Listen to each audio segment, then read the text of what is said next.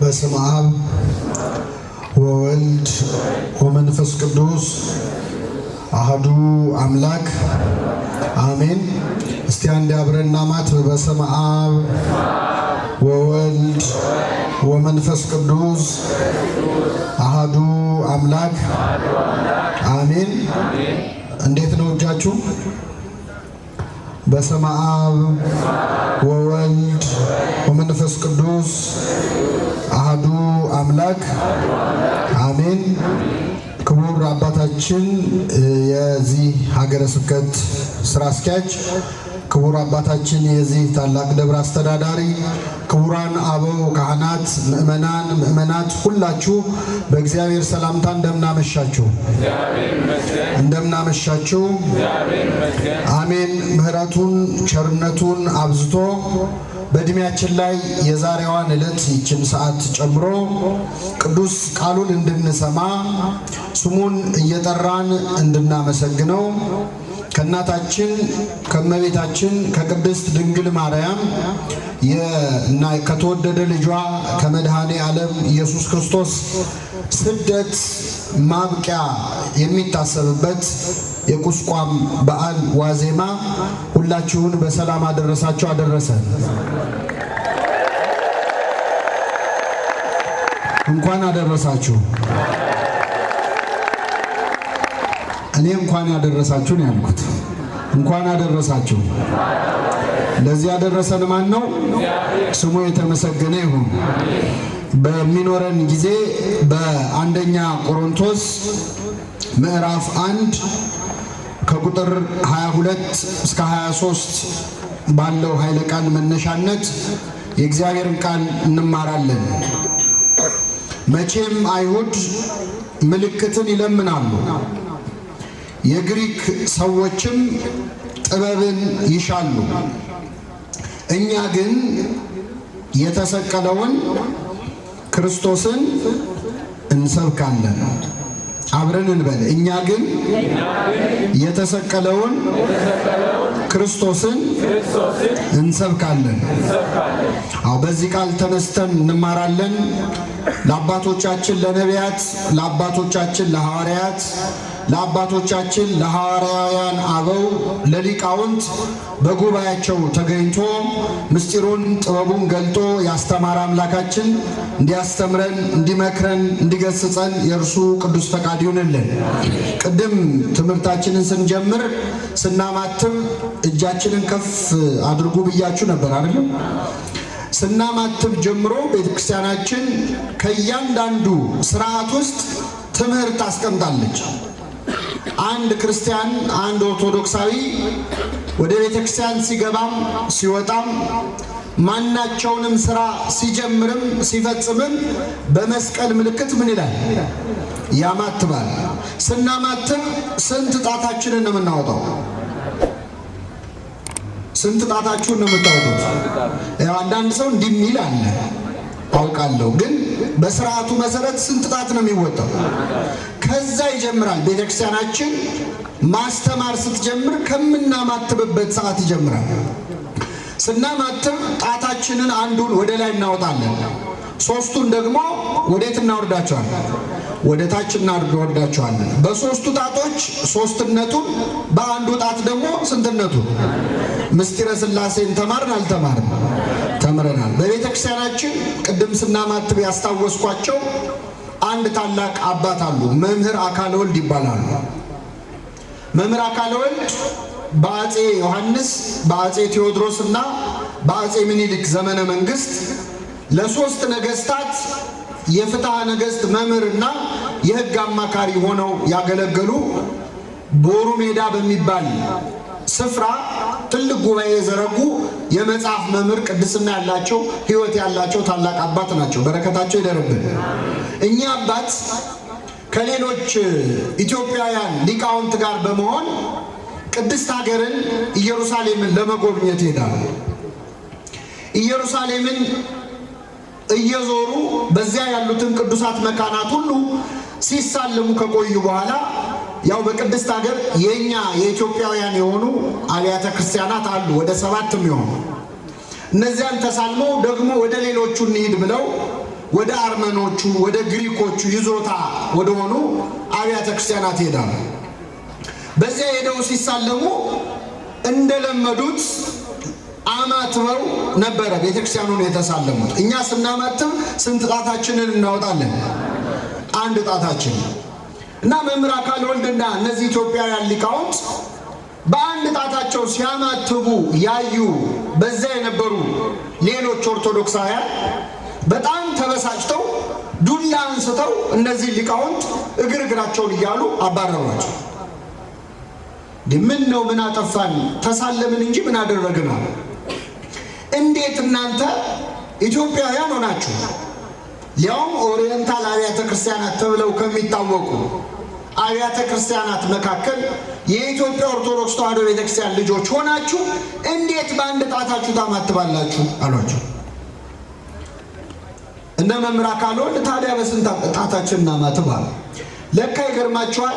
ሌሎቹ አብያተ ክርስቲያናት ሶስቱን ጣቶቻቸውን እዚህ ጋር የምታየው አውራ ጣት፣ የመሃል ጣትና ጠቋሚ ጣትን ገጥመው እንዲህ አድርገው ነው የሚሳለሙት።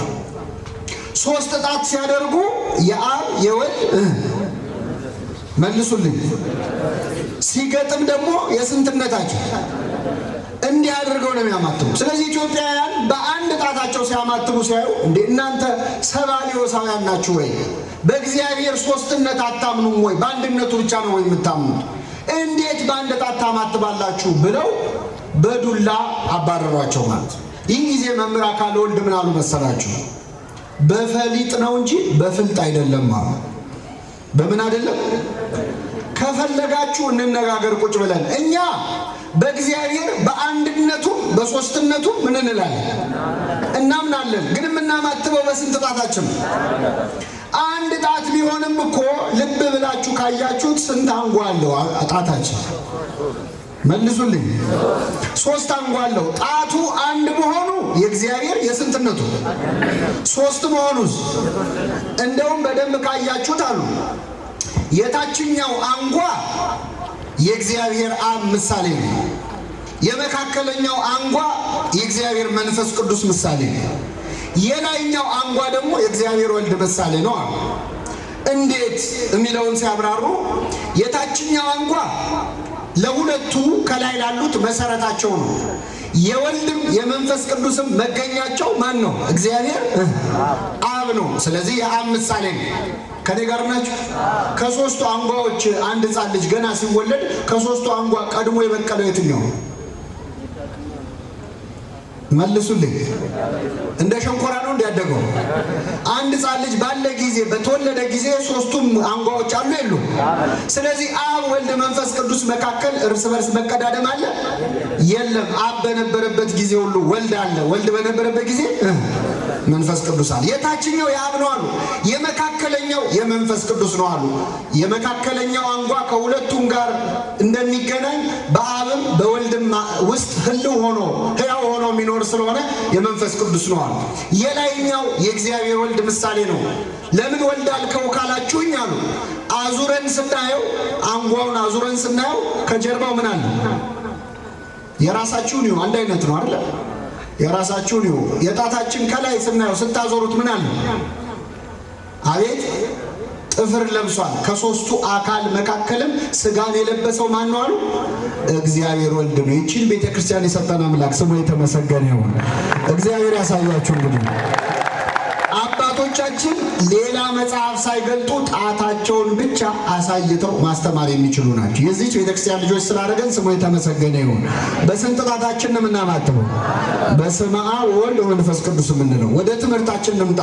እኛ ግን የተሰቀለውን ክርስቶስን እንሰብካለን። ቅዱስ ጳውሎስ ለቆሮንቶስ ምዕመናን በጻፈው ክታቡ በአንደኛ ቆሮንቶስ ምዕራፍ 1 ከቁጥር 23 ላይ መቼም አይሁድ ምልክትን ይለምናሉ አለ። የግሪክ ሰዎችም ጥበብን ይሻሉ፣ እኛ ግን የተሰቀለውን ማንን እንሰብካለን? ክርስቶስን እንሰብካለን። መቼም አይሁድ ብሎ ነው የጀመረው ቅዱስ ጳውሎስ።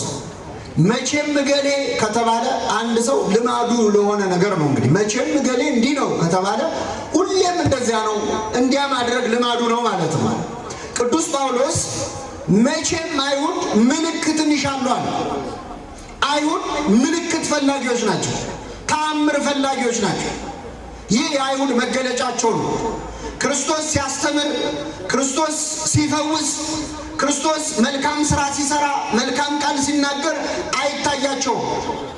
አይሁድ ሁልጊዜ የሚፈልጉት ክርስቶስ ተአምር እንዲሰራ ነው፣ ምልክት እንዲፈልግ ነው። አንድ ሰው ምልክት ፈላጊ ከሆነ የአይሁድ ጸባይ ያለበት ማለት ነው። የአይሁዳውያን ድክመት ነው። ስለ የትኛው ምልክት እንድናምን ትወዳለህ ብለው ራሱ ክርስቶስን እስኪፈትኑ ድረስ አይሁድ ምልክትን ይለምናሉ አለ። ምልክትን መፈለግ የአይሁዳውያን ጸባይ ነው። ክርስቶስ ደግሞ ምልክት አይቶ የሚያምንበትን አይወድም። በዚህ በዮሐንስ ወንጌል ምዕራፍ 2 ላይ በቃና ዘገሊላ ውሃውን ወይን አደረገ። ይህን ተአምር መስራቱን አይተው ብዙ ሰዎች በስሙ አመኑ ይላል። ኢየሱስ ግን በሰው ልብ ያለውን ያውቅ ነበርና አይተማመንባቸውም ነበር። ለምን? ተአምር አይቶ የሚያምን ሰው ሌላ ተአምር ካየ ደግሞ ሊክድ ይችላል። አይችልም? ይችላል። ተአምር ተከትሎ ማመን በጣም እምነት ተብሎ ራሱ አይቆጠርም። በእውነት አባቶቻችን ሐዋርያት እንኳን በዛው በቃና ዘገሊላ በዮሐንስ ወንጌል ምዕራፍ 2 ላይ ልብ ብላችሁ ካነበባችሁ ክርስቶስ ተአምር አደረገ። በቃና ዘገሊላ ተአምር ካደረገ በኋላ ደቀ መዛሙርቱ በስሙ አመኑ ይላል። ሐዋርያት ተአምር አይተው አይደለም የተከተሉት ክርስቶስን። ተአምር አይተው አይደለም የተከተሉት፣ ተከትለው ነው ተአምር ያዩት። ተአምር ለሃይማኖት ማስረጃ ሊሆን አይችልም። ተአምር አይቶ ከመከተል እግዚአብሔር ይሰውረን። የሚገርማችሁ ቅዱስ እስጢፋኖስ ቀዳሜ ሰማዕት የመጀመሪያው ሊቀ ዲያቆን በአንድ ሀገር ሲያስተምር አንድ ችግር ገጥሞት ነበር። ምን የገጠመው? የዚህ ሀገር ሰዎች ቢሰበኩ አይሰሙም። ቢያያቸው ስለ ክርስቶስ ቢነግራቸው አይቀበሉ። በኋላ ምንድነው ችግሩ ብሎ ጠርቶ ሲጠይቃቸው አንተ ከታኦስ ትበልጣለህ ወይ አሉት። ማን ነው ደግሞ ታኦስ አለ። ለካ እዚያች ሀገር ላይ ታኦስ የሚባል ጠንቋይ ነበር፣ ተአምር የሚሰራ። ምንድነው የሚያደርገው? ድግምት ይደግምና አንድ በሬ ላይ በጆሮ ሄዶ የሆነ ነገር ይልበታል፣ ይደግምበታል። አጋንንት ይህንን ድግምት ተከትለው ያንን በሬ ለሁለት ይሰነጥቁታል። ልብ አድርጉ፣ ቢላ ሳይነካው በሬው ለሁለት ይሰነጠቃል። ስለዚህ የዛ ሀገር ሰዎች በሙሉ የታኦስ የሚባለው ጠንቋይ ተከታዮች ናቸው፣ ተአምር የሚቀበሉ ሰዎች ናቸው።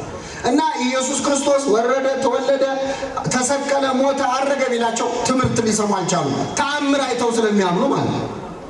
ከኔ ጋር ናችሁ ምእመናን? ይህን ጊዜ ቅዱስ እስጢፋኖስ ምን አለ? ለእናንተ የደነቃችሁ በሬው ነው አለ። እስቲ ያሳዩኝ፣ ለሁለት የከፈለውን በሬ ያሳዩኝ አላቸው። ወሰዱ የዛ ሀገር ሰዎች አሳዩ። እውነትም በሬው ያለ ቢላ ለሁለት ተከፍሏል።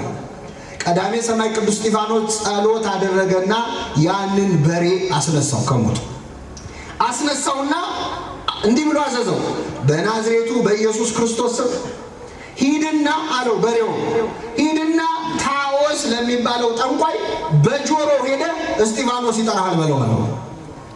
የሚገርማችሁ ታዞ ያ በሬ ሄደና እስጢፋኖስ ይጠራሃል ብሎ ለታኦስ ነገረው።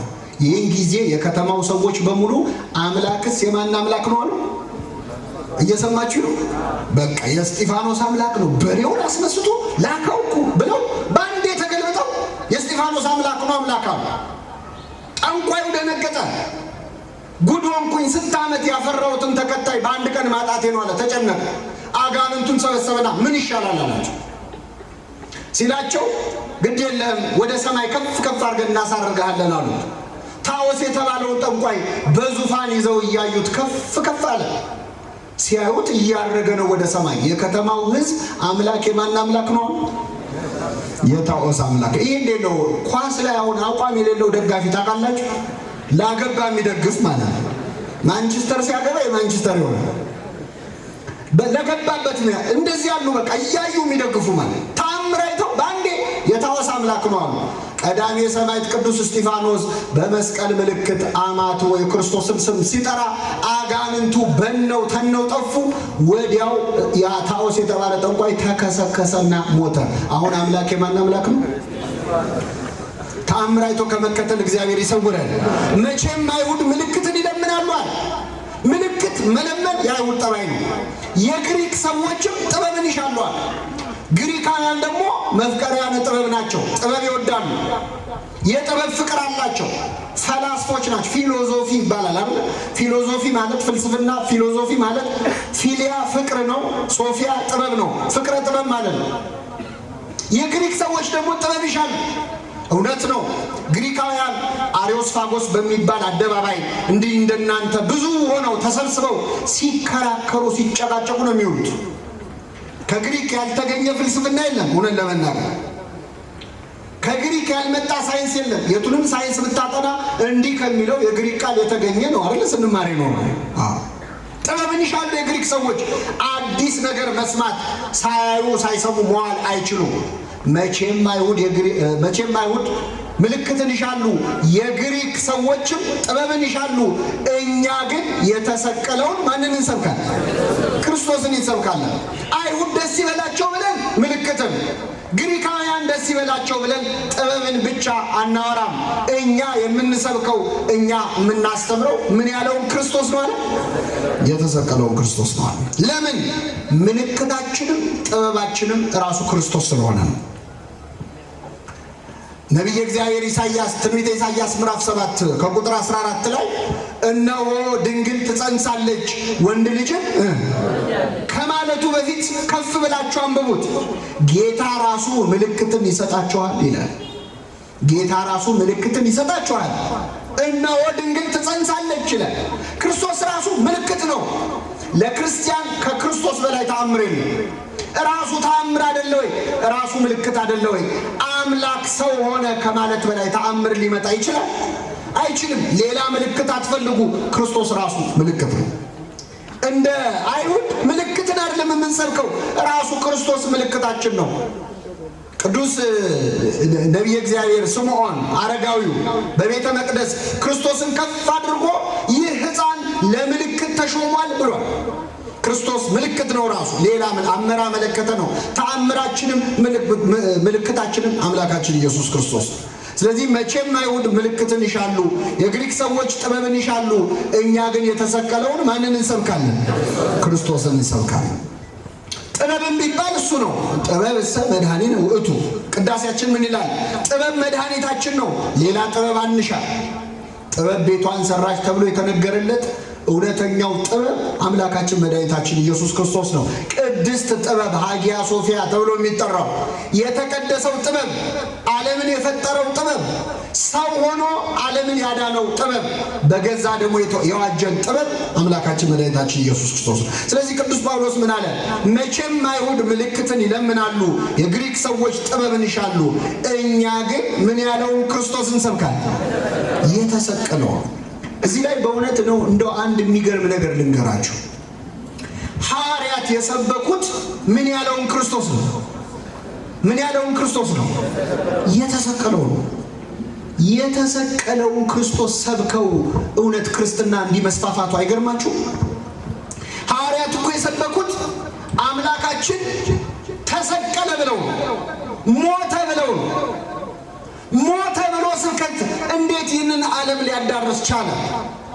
በእውነት ክርስትና 2000 ዓመት ሊሞላው የሚመስል እኮ ሃይማኖት አለ። እስካሁን ድረስ መኖሩ ይገርማል። ሐዋርያት ዞረው የሰበኩት የተሰቀለውን ነው።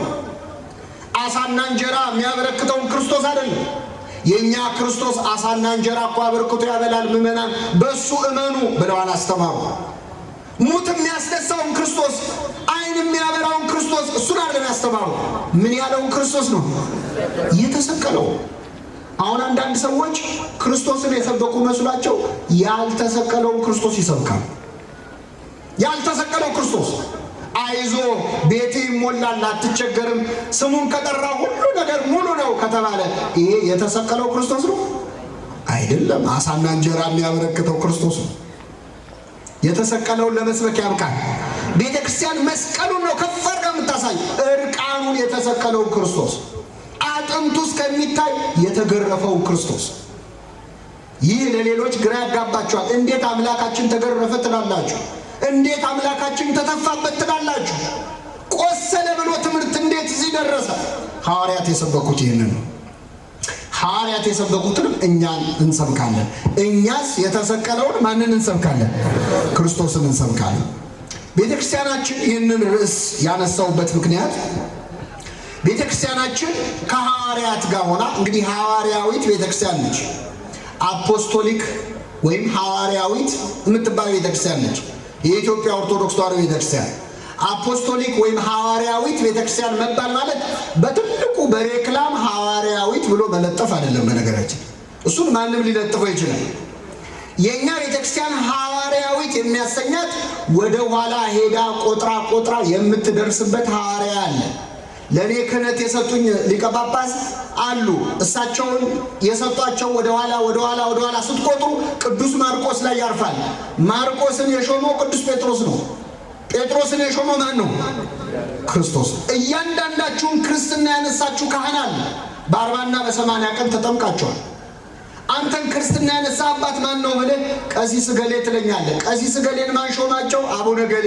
አቡነ ገሌን ማን ሾመ? አቡነ ገሌ እያልን ወደ ኋላ ቆጥረን ቅዱስ ማርቆስ ጋር እናርፋለን። ማርቆስን ጴጥሮስ ሾመው፣ ጴጥሮስን ክርስቶስ ሾመው። ሐዋርያዊት ቤተክርስቲያን ናት። የግለሰብ ቤተክርስቲያን አይደለች። እገሌ የመሰረታት ቤተክርስቲያን አይደለች። በእውነት ቤተ ክርስቲያን ተብለው ተጠርተው የግለሰብ የሆኑ ስናይ እናዝናለን። እንዲህ ካለ ነገር ይጠብቀን። እኔ የወላይታን አላውቅም። ደቡብ አፍሪካ ሄጄ የገጠመኝ ግን ልንገራችሁ። ደቡብ አፍሪካ የሚባል ሀገር አለ። አንድ ሰውዬ የራሱ ቤተ ክርስቲያን ነበረው። እግዚአብሔር ያሳያችሁ። የግሉ ቸርች ከኔ ጋር ናቸው። ደቡብ አፍሪካ ነው ያልኩት፣ ወላይታ አላልኩም። እና የግሉ ቸርች ነበረው እና ለረጅም ዓመት ሲሰራ ቆይቶ ወደ አሜሪካ ሀገር መሄድ ፈለገና ለጓደኛው ሊሸጥለት እና ስንት ትሸጠዋለህ አለው። 400 ሺህ ራንድ አለው። በዛ ሀገር 400 ሺህ ራንድ አለው። ኧረ ቀንስልኝ እባክህ እንደ 200 ሽጥልኝ አለው። እንዴ ያማል እንዴ የለመደ ቸርች እኮ ነው አለው። ምን ያለ ነው? ከነሰው እኮ ነው የሚሸጥልሃል። እንደው በቤተ ክርስቲያን ስም ከመሸጥ እግዚአብሔር ይጠብቀን። አሁን እኔ ተነስቼ የራሴ ነገር አቋቁማለሁ ብል ቤተ ክርስቲያን ጆሮዬን ይዛ ታስወጣኛለች እንጂ ለግለሰብ አሳልፋ አትሰጠንም። ለክርስቶስ ብቻ አሳልፋ የምትሰጠን ቤተ ክርስቲያን ውስጥ ስላለን እግዚአብሔር በእውነት ስሙ የተመሰገነ ነው። ማንም ሊገንባት የማይችል እኔ ላለው ከፍ ላለው ካልክ ችግር የለውም። ቤተ ክርስቲያን አዎ ግዛ ትለያለች። እዚህ ቦታ ላይ ከፍ ቢለው ማብቻ ነው? እግዚአብሔር ነው፣ ቅዱሳኑ ናቸው። እኛ ግን ምን ያለውን ክርስቶስ እንሰብካለን። ያን ቅንጡን ክርስቶስ አይደለም። አይዞ ችግር ይፈታል የሚለውን ክርስቶስ አይደለም። ምንም ችግር የለውም ታገኛለህ፣ ቤት ይሞላል የሚል ክርስቶስ የለም። እሱ ራሱ መች ቤቱ ተሞልቶ ያውቃል? ቤትስ ነበረው እንደ ክርስቶስ? ለሰማይ ወፎች መሳፈር ያላቸው ለቀበሮች ጉድጓዳ፣ እኔ ግን ራሴን ማስተጋበት የለም ነው ያለ። እሱ ያልሞላለት ይሞላልሃል ብሎ ስብከት እንዴት ያለ ስጋዊ ድሎትን ምቾትን ቃል የሚገባ ክርስትና የለም። በዓለም ሳላችሁ መከራ አለባችሁ፣ አይዟችሁ እኔ ዓለምን አሸንፌዋለሁ ነው ያለው ክርስቶስ። መከራ የሌለበት ክርስትና ከሆነ ክርስትና አይደለም። የተሰቀለው ክርስቶስ አይደለም። ይሄ የሚያንደላቅቀው ክርስቶስ ገንዘብ ሲሞላ ጌታ ባረከኝ የምትል ከሆነ ደህና መኪና ስገዛ ጌታ ባረከኝ ካል መኪና የሌለው በእግሩ ሄደው ሰው የተረገመ ነው እንዴ? በረከትን ከማግኘት ከማጣት ከመብላት ከመጠጣት ጋር ከማገናኘት እግዚአብሔር ይሰውረን። ብናገኝም ብናጣም ብንበላም ብንራብም እኛ ግን የተሰቀለውን ማንን እንሰብካለን? ክርስቶስን እንሰብካለን። ሲሞላልን አይደለም የምንሰብከው። በተለይ የኢትዮጵያ ኦርቶዶክስ ተዋሕዶ ቤተክርስቲያን ደግሞ አፏን ሞልታ ከሐዋርያት ጋር እኛ ግን የተሰቀለውን ማንን እንሰብካለን ማለት የምትችለው ቤተክርስቲያን ነች። እኔ 4 ነገሮች ልንገራችሁና አጠቃልላለሁ። የኢትዮጵያ ኦርቶዶክስ ተዋሕዶ ቤተክርስቲያን የተሰቀለውን ክርስቶስን ትሰብካለች ከሐዋርያት ጋር። እኛ ግን ብላ የተሰቀለውን ክርስቶስን ሰብካለሁ ልትል የምትችል ቤተክርስቲያን ነች። አንዳንድ ሰው የኢትዮጵያ ኦርቶዶክስ ተዋሕዶ ቤተክርስቲያን ክርስቶስን የሸፈነች አድርጎ የሚጨነቅ በቅን ልቡና ሆኖ አለ። አንዳንድ ሰው ደግሞ በክፋትም አለ። ግድ የለም የቅን ልቡናውን ብቻ እንየውና ቅዱሳን ሲከበሩ ሲያይ ወሩን ሙሉ በአንድ ልደታ በሶስት ባታ እየተባለ እንዲህ ቅዱሳን የሚጠሩ ቅድስት አርሴማ፣ ቅዱስ ሚካኤል፣ እመቤታችን ሲባል ክርስቶስ የተሸፈነ የሚመስለው ሰው አለ። የቅዱሳን መብዛት የክርስቶስን ክብር ቢሸፍን የሚመስለው ሰው አለ። ይህ ንግግር ብቻ ራሱ ክርስቶስ ማን እንደሆነ ካለማወቅ የሚመነጭ ነው። እስቲ ምዕመናን ሃይማኖቱን አንዴ እናቆየው። ፀሐይ ታውቃላችሁ፣ ከኔ ጋር ናችሁ? የፀሐይን ብርሃን ታውቁታላችሁ። ለዓለም ሁሉ የምታበራው ምንድን ነች? ፀሐይ ነች። የፀሐይን ብርሃን ስንት ሻማ ብናበራ ይሸፍነዋል? ስንት ሺህ ሻማ ብናበራ ነው የፀሐይን ብርሃን ማዋጥ የሚቻል? አረ ፀሐይ ተሸፈነች ትላለህ እንዴ? ጧፍ ሲበራ ሰው ሁሉ ዓለም ላይ ያለ አሁን ወደ 8-9 ቢሊዮን ደርሰናል።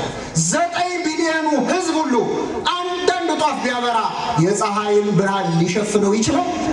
ክርስቶስ እኮ ፀሐይ ነው ምዕመናን። ቅዱሳን እኮ ሻማዎች ናቸው። የቅዱሳን ብርሃን የሻማ ብርሃን የመብራት ቅዱስ ዮሐንስ በወንጌሉ እንዳለው እርሱ የሚያበራ መብራት ነበረ። ለጥቂት ዘመን በብርሃኑ ደስ ይላችሁ ወደዳችሁ አለ ክርስቶስ። መጥምቁ ዮሐንስ ብርሃን ነው። ስለ ብርሃን ሊመሰክር መጣ እንጂ እርሱ ራሱ ብርሃን አልነበረም። ነገር ግን የሚያበራ መብራት ነው ይላል። መጥምቁ ዮሐንስ መብራት ነው። ለጥቂት ዘመን በብርሃኑ ደስ ይላችሁ ወደዳችሁ ይላል። በመጥምቁ ዮሐንስ ብርሃንነት ደስ ብሎናል። በሱ ትምህርት፣ በሱ ምግባር፣ በሱ ቅድስና ብዙዎች ገና በመወለዱ ራሱ ተደስተው፣ ግን መብራት ነው መጥምቁ ዮሐንስ።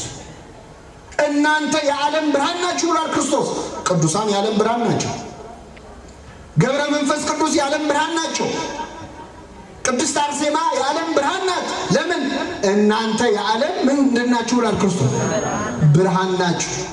ግን የቅዱሳን ሁሉ ብርሃን ተሰብስቦ ቢጨመቅ የክርስቶስን ብርሃን ሊሸፍን ይችላል? አይችልም።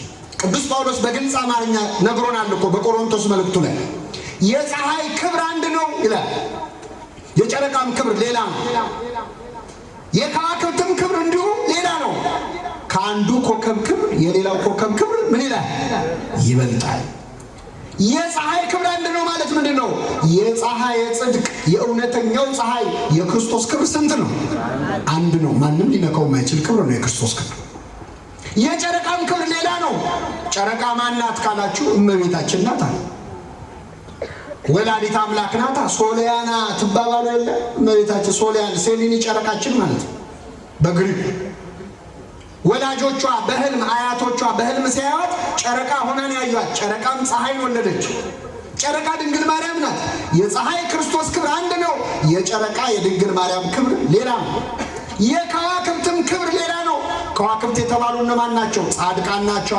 ጻድቃን በአባታቸው መንግስት እንደ ከዋክብት ይደምቃሉ ተብሎላቸው። ቅዱስ ጊዮርጊስ ኮከበ ክብር እየተባለ ከዋክብት እየተባሉ መላእክቱ ከዋክብት ናቸው። የአጥቢያ ኮከብ ተብለው ተጠርተዋል። ስለዚህ ቅዱሳን ከዋክብት ናቸው። የከዋክብት ክብር ሌላ ነው አለ። የቅዱሳን ክብራቸው ሌላ ነው። የጨረቃ ክብር ሌላ ነው። የድንግል ማርያም ክብሯ ሌላ ነው። የመጥምቁ ዮሐንስ ክብሩ ጨረቃ ነው። መጥምቁ ዮሐንስ ጨረቃ በጨለማ እንደሚያበራ በጨለማው ብሉይ ኪዳን ለጥቂት ጊዜ ያበራል። በኋላ በዮሐንስ ራእይ ምዕራፍ 12 ላይ ጨረቃ ከእግሮቿ በታች አለ የተባለ መጥምቁ ዮሐንስ ነው። በእናቱ ማኅፀን ሆኖ ለጌታና ለእናቱ የሰገደው። የጨረቃ ክብር ሌላ ነው። የፀሐይ ክብር ግን ስንት ነው አለ? አንድ ነው። የክርስቶስን ክብር የቅዱሳኑ ክብር ሊሸፍነው አይችልም። ይህን በእውነት በልቡናችን ይሳልብን። ክርስቶስ ማን እንደሆነ ካልገባ ቁጭ ብለህ ጉባኤ ላይ መዝሙር ትቆጥራለህ። 3 የቅዱሳን ተዘምሮ 1 የጌታ ከተዘመረ ጌታ 3 ለ1 እየተመራ ይመስላል። 3 ለሱ ተዘምሮ ቅዱሳን 24 ሰዓት ስለ ቅዱሳን ብናወራ ቅዱሳንን የፈጠረው ማን ነው? ያከበራቸው ማን ነው? ስለ ቅዱሳን እያወራን እንኳን የምናወራው ስለሱ። የትኛው ሰዓሊ ነው ስዕሉ ሲመሰገን የሚናደደው? እኔን ትታችሁ ስዕሌን አይልም። ቅዱሳንን የሳለ ያከበረ ከፍ ያደረገ ማን ነው? እግዚአብሔር ክርስቶስ። እርሷ ያለ ክርስቶስ ምንም ስለሆነች ስለ ክርስቶስ የምናከብረው በዓል እንኳን እመቤታችንን ይለካል። እስቲ ልጠይቃችሁ፣ ጌታ የተወለደበት ቀን ድንግል ማርያም ምን ያደረገችበት ቀን? እየሰማችሁ ነው? ጌታ የተወለደበት ቀን ድንግል ማርያም ምን ያደረገችበት? የወለደችበት። እሱ ተወለደ ስንል እሷ ምን አለች እያለ ያው ሄደን የምንጠይቀው ማንን ነው? እመቤታችን። በእርግጥ እንኳን ማርያም ማረችሽ አንላትም አይደል? ራሷ ማርያም ነች። ጌታ የተወለደበት ቀን እሷ የወለደችበት ቀን ነው። ጌታ የሞተበት ቀን የሞተው ልጇ ነው እኮ ምመና። ለቅሶ ብንደርስ ወደ እሷ ነው የምንደርሰው። ለነገሩ ሰልስት አንደርሳትም። ምክንያቱም የእሷ ልጅ ሰልስት ሳይጠብቅ ሞትን ድል አድርጎ ምን ብሏል? ተነስቷል። በትንሣኤው ደስ ቢለን ደግሞ እንኳን ደስ አለሽ ልንል ብንፈልግ ወደ ማን ነው? ወደ እመቤታችን። የጌታ በዓል ሁሉ የእመቤታችን በዓል ነው። ስለ ቅዱሳኑ ብናወራ እያወራን በጣም ይገርማቸዋል። ስለ ቅዱሳን ብቻ የሚናገሩ መጽሐፍት እንኳን ስለ እግዚአብሔር እየተናገሩ ነው። ቤታችሁ ስትገቡ ይሁን መጽሐፈ አስቴር የሚባል መጽሐፍ አለ መጽሐፍ ቅዱስ። እስቲ ቤት ገልጣም ብሎ መጽሐፈ አስቴር ላይ እግዚአብሔር የሚል ካለ ቅጣይ የለም።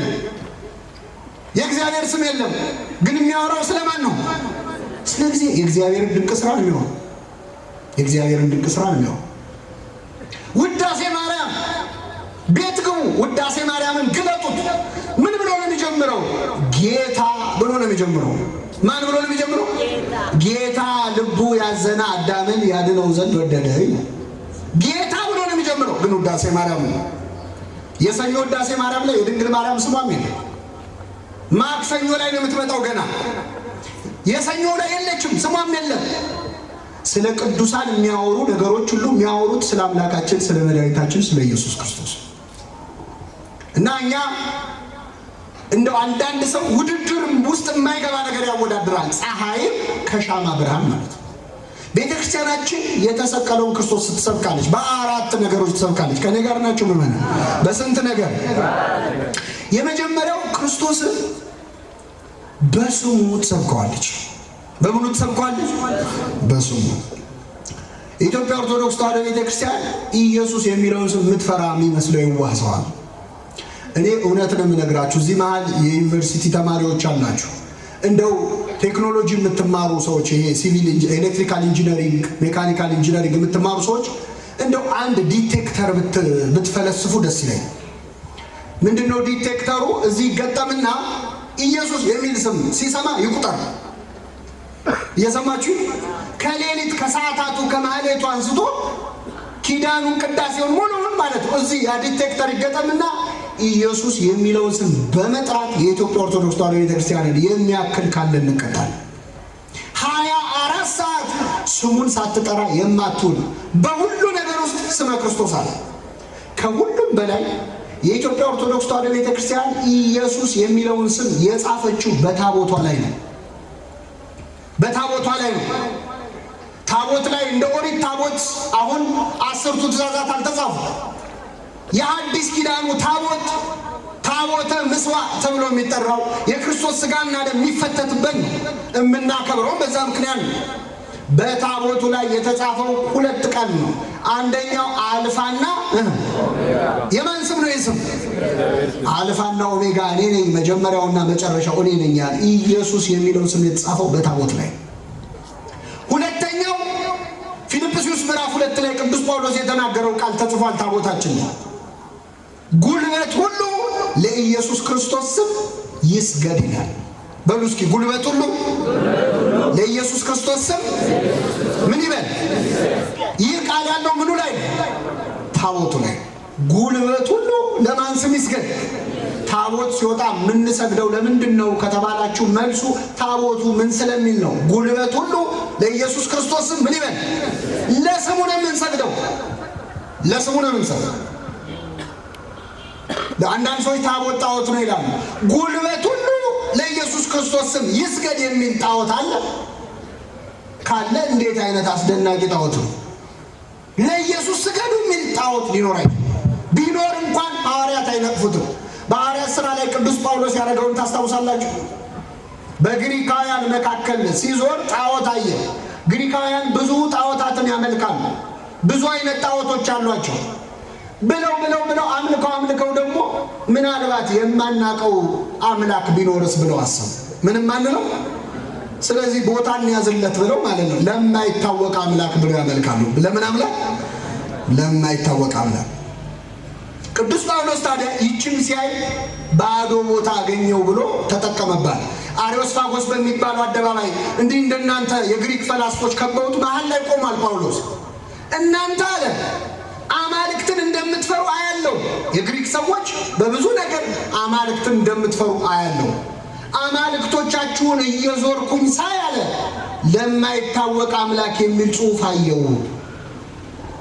ይህ የማይታወቅ አምላክ ያላችሁት ሳታውቁት የምታመልኩት ሰማዩንና ምድሩን የፈጠረው ጌታችን መድኃኒታችን ኢየሱስ ክርስቶስ ነው ብሎ ስለ ክርስቶስ ሰበከ። ከኔ ጋር ናችሁ ምእመናን? ጳውሎስ ጣዖት ላይ ያገኘውን ቃል ይዞ ስለ ክርስቶስ አስተማረ። ቅዱስ ጳውሎስ ወደ ኢትዮጵያ ቢመጣ አሁን እስቲ ወደ ኢትዮጵያ ኦርቶዶክስ ተዋሕዶ ቤተክርስቲያን ቢመጣ ታቦት ላይ ጉልበት ሁሉ ለኢየሱስ ስም ይስገድ የሚለውን ቢያገኝ ጣዖት ነው የሚል ይመስላችኋል? የጀመረውን ስብከት ጨርሳን የጠበቀችው። ስለዚህ ቤተክርስቲያናችን በስሙ ትሰብካለች ክርስቶስ። በቃል ብቻ አይደለም፣ ዝም ብትል ክርስቶስን መስበክ የምትችል ቤተክርስቲያን ነች። አፏ ቢያዝ እንዳትናገሪ ብትባል ስታያት በዓይንህ ክርስቶስን ታሳያለች። ጉልላቱ ላይ ያለው ምንድን ነው?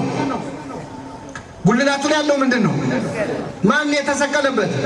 ካህናት በእጃቸው ቢይዙ ምንድን ነው የያዙ? መስቀል ነው። ካህናት ቢጠመጥሙ የሾህ አክሊሉን ነው። መቋሚያ ይዘው ወዲህ ወዲያ እያሉ ቢዘምሩ ቢያሸረሽሙ መስቀል ተሸክሞ የተቀበለውን መከራ ነው። ከበሯን አሳይታ ክርስቶስን መስበክ ትችላለች ቤተክርስቲያን። ሰፊውን አሳይታ መለኮቱን፣ ጠባቡን አሳይታ ትስብእቱን ሰው መሆኑ። ቀይ ጨርቅ መልበሱ ዓርብ ዕለት የለበሰው ከለሜዳ ነው። እላዩ ላይ ያለው ሰንበር በግርፋት የወረደበት ሰንበር ነው። በዕቃዎቿ ብቻ የኢትዮጵያ ኦርቶዶክስ ተዋሕዶ ቤተክርስቲያን ክርስቶስን ትሰብካለች። ለምን? እኛ ግን የተሰቀለውን ማንን እንሰብካለን? ክርስቶስን። ሁለተኛው ቤተክርስቲያን ክርስቶስን የምትከተለው በእግርም በግብርም ነው። ከኔ ጋር በሉ፣ በእግርም በግብርም። ክርስቶስን ስሙን መጥራት ብቻ ክርስቶስን መከተል አይደለም። ስሙን ደጋግመህ ስለጠራ በዚያ ብቻ ትድናለህ ማለት አይደለም። እርግጥ ነው መጽሐፍ የኢየሱስን ስም የሚጠራ ሁሉ ምን ይላል? ይድናል ይላል። ከኔ ጋር በሉ፣ የኢየሱስን ስም የሚጠራ ምን ይላል? ስለዚህ ኢየሱስ የሚል ቃል እኔ 4 ኪሎ ሰርቻለሁ ወደ 5 ዓመት እና አዲስ አበባ 4 ኪሎ የሚባል ሰፈር 41 ኢየሱስ የሚባል ሰፈር አለ እና ወደ 41 ኢየሱስ የሚሄዱ ታክሲዎች 4 ኪሎ ላይ ነው የሚጠሩት። ምን እያሉ ነው የሚጠሩት? ኢየሱስ ኢየሱስ እያሉ ምን እያሉ? ስለዚህ እዛ መስመር ላይ የሰራ የታክሲ ረዳት በሙሉ ይድናል ማለት ነው። የኢየሱስን ስም የሚጠራ ምን ይላል? ስለተባለ ስሙን መጥራት ብቻ አይደለም።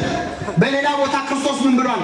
ጌታ ሆይ የሚለኝ መንግስቴን ምን አይልም አይወርስም፣ መንግስቴን አይወርስም ይላል።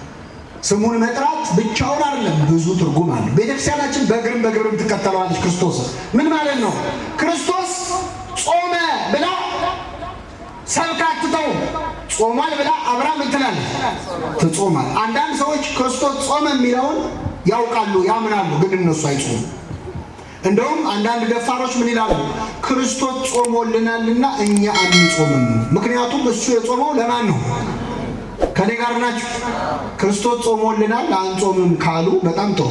ክርስቶስ ምግብ በልቷል አልበላም? ምድር ላይ ያለ ምግብ በልቷል አልበላም? ስለዚህ ጾሞልናል አንጾምም ማለት ከተቻለ በልቶልናል ምናምን እንቅልፍስ አልተኛ? ተኝቷል አልተኛ? ተኝቶልናል ምናምን እንዴ? መጣው የምግቡን ብቻ ነው እንዴ? ጾሙ ሲሆን ብቻ ነው። አንዳንድ ሰው አለ ሪስክ ማኔጅመንት እኔ በጣም ይገርመኛል። አንዳንድ ሰዎች እንደው ለምቾታቸው የሚሆነውን ነው ከመጽሐፍ ቅዱስ ራሱ የሚያወጡት።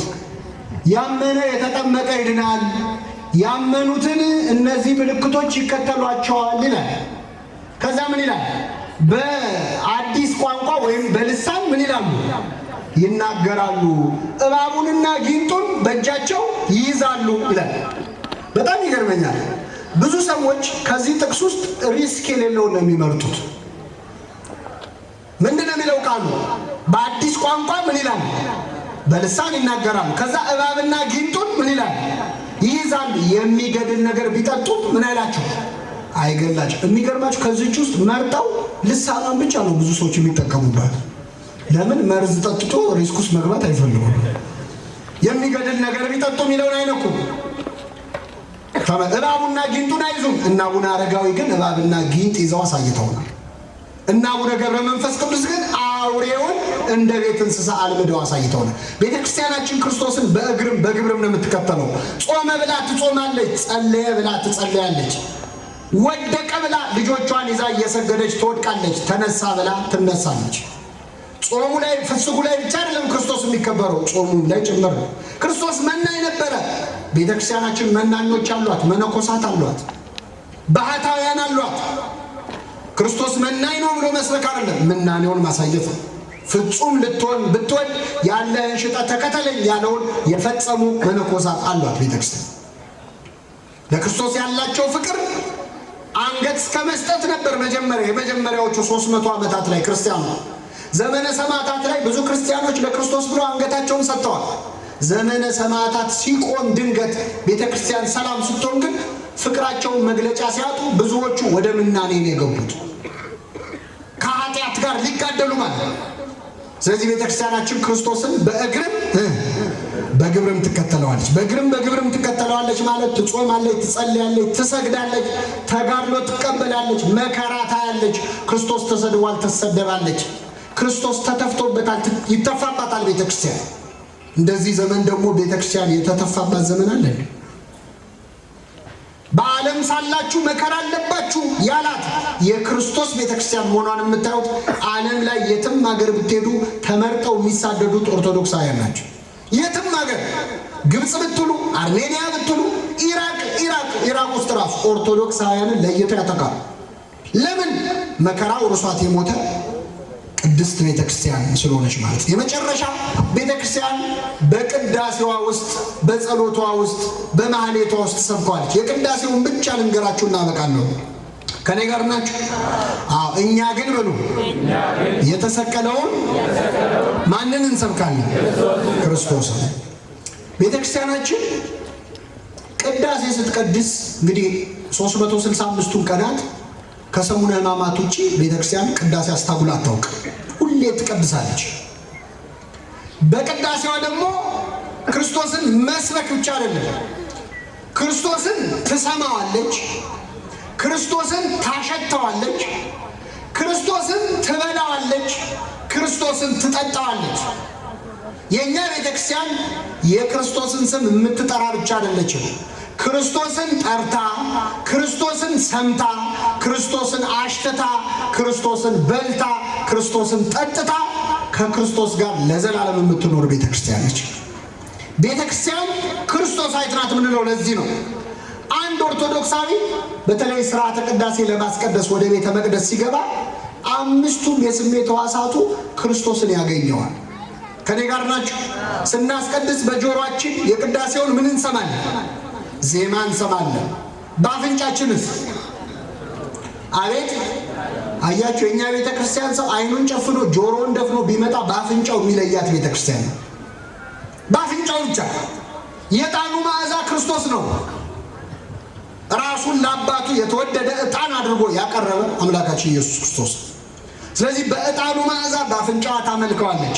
በጆሮዋ ዜማውን፣ በአፍንጫዋ ዕጣኑን። በምላሱ የቻለ ቅዳሴ ጠበል ይጠጣል፣ ያልቻለ የክርስቶስን ሥጋና ደም ምን ይላል? ይቀበላል። መጨረሻ ወንጌል አምጥታ ለእያንዳንዳችን ታሳልመናለች። እንሳለማለን ሁላችን። ካህኑም በእጃቸው መጥተው ይባርኩናል። አምስቱም የስሜት ሕዋሳት ክርስቶስን የሚያመልኩባት ቤተክርስቲያን ናት። ስለዚህ ክርስቶስን በልታ ጠጥታ አሽትታ በሁለንተናዋ ክርስቶስን ገልጻ የምትኖር ቤተክርስቲያን ነች። የመጨረሻው ነጥብ በቅዳሴው ላይ አስተውለህ ዝም ብለህ እንግዲህ እዚህ መሃል ብዙ ወጣቶች አላችሁ። ቅዳሴ የማታስቀድስ ከሆነ ቤተክርስቲያንን ለማወቅ አትችልም። እዚህ ያላችሁ ወጣቶች ይህንን ማወቅ አለባችሁ። አንዳንድ ሰው ቤተክርስቲያንን አይቻታል ኦርቶዶክስን አይቻታል ይላል። ማየት ጥሩ ነው። መቼ አወቃት? ሪክዋ ይመርክዋ አፍቀርክዋ ለቤተክርስቲያን ይላል ቅዱስ ያሬድ። ቤተክርስቲያንን ማየት የመጀመሪያው ነው። ማወቅ ሁለተኛው ነው። ከዛ መውደድ ይከተላል። ብዙ ሰዎች ቤተክርስቲያንን አይተዋታል ግን አያውቋት። ቤተክርስቲያንን ማወቅ ከፈለግ ቅዳሴዋ ውስጥ ነው የምታገኘው። ማህሌቷ ሰዓታት ውስጥ ነው። ቅዳሴውን በተለይ ደግሞ ልብ ብላችሁ ካያችሁ ክርስቶስ ተወልዶ እስኪያርግ ድረስ ያለውን የህይወት ታሪክ ቅዳሴ በተቀደሰ ጊዜ ሁሉ ትፈጽመዋለች። ቅዳሴ ሲጀመር ካህናት የሚነሱት ከቤተልሔም ነው። ከየት ነው የሚነሱት? ከቤተልሔም ነው። ቤተልሔም ጌታ ምን ያደረገበት ነው? የተወለደ። ስለዚህ ቅዳሴ ተጀመረ ማለት ክርስቶስ ተወለደ ማለት ነው። ቅዳሴ ሲጀመር ጌታ ተወለደ ማለት ነው። ከቤተልሔም አንስተው ካህናት በመሶበ ወርቁ ህብስቱን በጽዋ ወይኑን አድርገው ወደ ቤተ መቅደስ የሚያደርጉ ጉዞ ክርስቶስ ከቤተልሔም እስከ ቀራንዮ የተጓዘው ጉዞ ምሳሌ፣ ቀራንዮ ድረስ ያለው ጉዞ። ቅዳሴው ተጀመረ ማለት ክርስቶስ ተሰቀለ ማለት ነው። አሁን መስቀል ላይ ነው ያለው። ሊቀ ካህናት ኢየሱስ ክርስቶስ ራሱ ካህን፣ ራሱ መስዋዕት፣ ራሱ ከአባቱ ጋር መስዋዕት ተቀባይ ሆኖ የሚቀድሰው ቅዳሴው ላይ ነው። እኛ ሲቀድስ የምናየው ቄሱን ነው። በቄሱ ቦታ ሆኖ የሚቀድሰው ግን ራሱ ክርስቶስ። ካህኑም የሚነጋገሩት ከክርስቶስ ጋር ነው። ጌታዬ መድኃኒቴ ኢየሱስ ክርስቶስ ሊቀ ካህናት ይህንን ህብስት ባርከው፣ ይህንን ጽዋ አክብረው፣ ሁለቱንም አንጻቸው እያሉ ቄሱ የሚነጋገሩት ከካህናት አለቃ ከክርስቶስ ጋር። ኃጢአታችሁን ይቅር ይበላችሁ ቢሉ ራሱ ጌታችን መድኃኒታችን ኢየሱስ ክርስቶስ የካህናት አለቃ ኃጢአትን ይቅር የሚል ከኃጢአት ማሰሪያ ማን ይፍታ? ስለዚህ ክርስቶስ የሊቀ ካህናትነቱን ስራ በቤተ ክርስቲያን የሚሰራው ካህናት የእሱ ተወራጆች የእሱ አገልጋዮች ናቸው። የካህናት አለቃ ክርስቶስ ነው። ቅዳሴው ላይ የሚሰየመው የሚቀድሰው እሱ ነው። ዛሬ የቀደሱት አባ ገሌ ናቸው ብለህ እንዳትሳሳት። ክርስቶስ ነው የሚቀድሰው። ክርስቶስ ነው የሚቀድሰው። ህብስቱን ወደ ወይኑ ወደ ስጋው ወይኑን ወደ ደሙ የሚለውጠው እሱ ነው። ቅዳሴ ላይ መገኘት ማለት እዛው መስቀል ስር ቆሞ ከክርስቶስ አጠገብ ቆሞ ደሙ ሲፈስ ማየት ማለት ነው። ቤትህ ተኝተህ የሚያመልጥህ መስቀል ስር የመቆም እድል ነው። ቅዳሴ ማስቀደስ ማለት ከጌታ አጠገብ መቆም ማለት ነው። ቤተልሔም መገኘት ማለት። እኔ አንድ ጊዜ የዛሬ ስንት ዓመት ጀርመን የሚባል ሀገር ለአገልግሎት ሄጄ የክርስቶስ ቀሚስ እዚህ ሀገር ነው ያለው አለኝ አንድ ልጅ። የክርስቶስን ቀሚስ ማየት ትፈልጋላችሁ? አትፈልጉም? እንዴ የክርስቶስ ቀሚስ እኮ ጨርቁን ነክታ ደሟ ምን ሆነ? ቀጠለ ነው። ስለዚህ እኔ ደግሞ አልቆም ያለ ኃጢአት ስላለብኝ ጨርቁን ማየት በጣም ጓጓው። ከዛ ቀጠሮን ያዝ ስለው ልጁን ኦንላይን ነው ቀጠሮ የሚያዘው። ቼክ ሲያደርገው ቀጠሮ 14 ዓመት ነው። ስንት ዓመት? 14 ዓመት። ከዛ ሊያዝልህ ያለኝ እኔ ልሙት ልኑር የዛሬ 14 ዓመት ሐሳብ ከሚሆንብኝ ይቅርብኝ አልኩት። ለቆጨኝ። አሁን ቢይዘው ጥሩ ነበር አይደል? ቀጠሮ ይዣለሁ እላችሁ ነበር ለእናንተ። 14 ዓመት ወረፋ ያለው ለምኑ ነው? ለምኑ ነው? ስጋውን ደሙን ለመቀበል ስንት ዓመት ነው ወረፋው?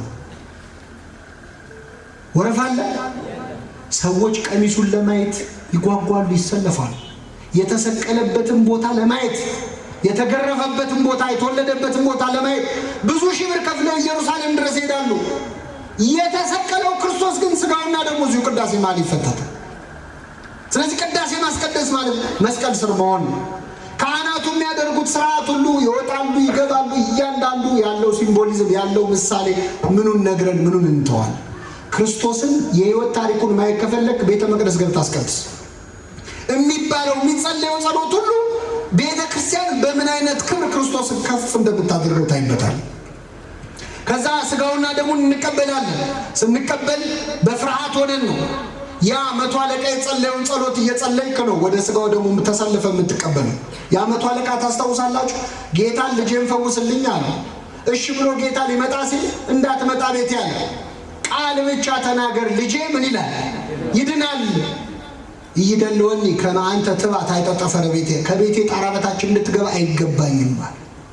ስጋውን ደሙን የሚቀበሉ ሰዎች ቆመው ተሰልፈው ከረከሰች ሰውነቴ ውስጥ አንተ ልትገባ አይገባኝም፣ እርኩስ ከሆነች ከሰውነቴ በታች እንዴት ስጋህ ደም ይገባል ጌታ ሆይ? ግን በምህረትህ በቸርነትህ ይቅር በለኝ እያልን ተሰልፈን እንቀበላለን። ስጋውን ደሙን ተቀብለን ናኩቶ ብለን ሐዋርያት ቆርበው ሲጨርሱ መዝሙር ከዘመሩ በኋላ ወደ ደብረ ዘይት ሄዱ ይላል። ዘምረን ስጋውን ደሙን ተቀብለን ነው የምንወጣው። ከተቀበልን በኋላ እያየን ጸሎት ሰጥተውን አባቶቻችን ካህናት ወደ ቤተ መቅደስ ይገባሉ። የቤተ መቅደሱ መጋረጃ ይዘጋል። ይህ ማለት የክርስቶስ እርገት ነው። ምኑ ነው? ጌታ ሲያርግ ሐዋርያት ቀና ብለው አንጋጠው እያዩ እያለ ደመና ሰውራ ተቀበለች ይላል። ልክ እንደ ደመና የቤተ መቅደሱ መጋረጃ ምን ይላል? ይዘጋል። አንጋጠው ሐዋርያት አዝነው ተክዘው ሲያዩ መላእክት መጡና ምን አሏቸው? እናንተ የገሊላ ሰዎች ሆይ ስለምን ተክዛችሁ ቆማችኋል? ሲሄድ ያያችሁት ክርስቶስ ተመልሶ ወደ እናንተ ምን ይላል? ስለዚህ በሰላም ወደ ቤታችሁ ግቡ። ቤተ መቅደስ ውስጥ ያሉትም ካህናት የመቅደሱ መጋረጃ እያየን ተክዘን የቆምነውን ምዕመናን ከመቅደስ ይወጡና ጸሎት አድርገው በሰላም ወደ ቤታችሁ ይላሉ አይሉ? እንደውም ብዙዎቻችሁ ከቅዳሴ የምትወዱት እሱን ነው አይደል? በሰላም ግቡ ላይ ነው አሜን የሚለው ራሱ ደመቅ ይላል አይደል? አዎ፣ ከልደቱ አንስተን እርገቱ ላይ ጨረሰን። የዚህች ቤተክርስቲያን ልጆች ስላደረገን ስሙ የተመሰገነ ይሁን። እኛ ግን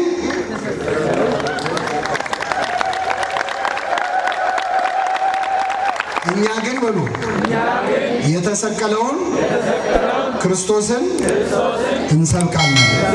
የሰማነውን በልቡናችን ያሳድርብን።